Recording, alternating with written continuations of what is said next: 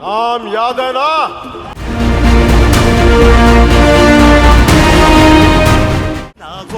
చెమటకు కొండంత సిరులిచి పెంచినది ప్రజలే కదా. జనసేనని చంద్రబాబు అనుభవపూర్వకంగానే చంద్రబాబు జనసేనని మోసం చేశాడు కొన్ని మీడియా సంస్థలు.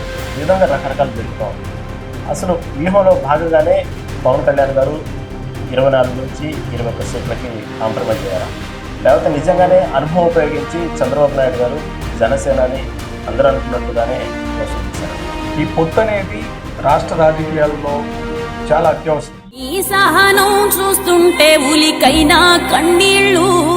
పవన్ కళ్యాణ్ ఇన్నాళ్ళు వెయిట్ చేసి అందరి ప్రకటిస్తున్నప్పుడు కూడా తన సొంతంగా తన పార్టీ అధినాయకుడే ఉండి తన పార్టీ చేతిలో ఉండి సీటు ప్రకటించుకోవడానికి ఇంత భయపడ్డారు, ఎంత ఆలోచించారంటే ఎక్కడైతే ముందుగానే తన సీటు ప్రకటిస్తే ఆ ప్రాంతంలో జగన్ అనే వ్యక్తి ఫైనాన్షియల్గా అతను మొత్తాన్ని ఒక డామినేట్ చేస్తారు, అతను గెలవనీయకుండా చేస్తారు. అందుకే అతని సీట్ అంత గోప్యంగా వచ్చి ఇంకా చివరి పరిస్థితిలో పిఠాపురం అనౌన్స్ చేశారు అంటారు. నిజంగా పవన్ కళ్యాణ్ అంత భయపడుతున్నారు. ప్రతిపక్షాలు కావాలని ఆయన పేరు చేసేందుకు ఒక రకమైన ఆరోపణ. జగన్ గుర్తు పెట్టుకో, అర్ధపాతాళానికి తొక్కకపోతే నా పేరు పవన్ కళ్యాణే కాదు, నా పార్టీ జనసేనే కాదు.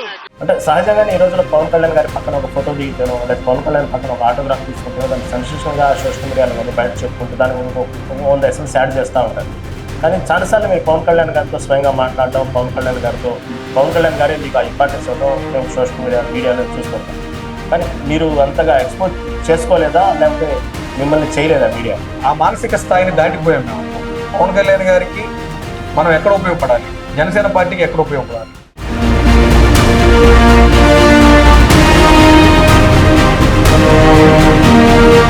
ఎక్కడో కొంత సందిగ్ధంలో జీరో పాలిటిక్స్ కాదు, ఆర్థికంగా ఉండాలి, ఖర్చు పెట్టాలి, మాట మారింది. అసలు వెంటనే ఇక 5 ఏళ్లలో ఇంత మార్పు వచ్చిందా అంటూ అంబటి రాంబాబు లాంటి వ్యక్తి కూడా చాలా స్టేట్మెంట్లో ఉంటాయి. జీరో పాలిటిక్స్ ఉంది కానీ చేగువేరా ఇలాంటి ఏమన్నా కామెంట్ చేయాలి. నిజంగానే పవన్ కళ్యాణ్ గారు ఖర్చు పెట్టుకోవాల్సిందే, అభ్యర్థుల దగ్గర పోటీ ఉండాల్సిందే అన్నారా?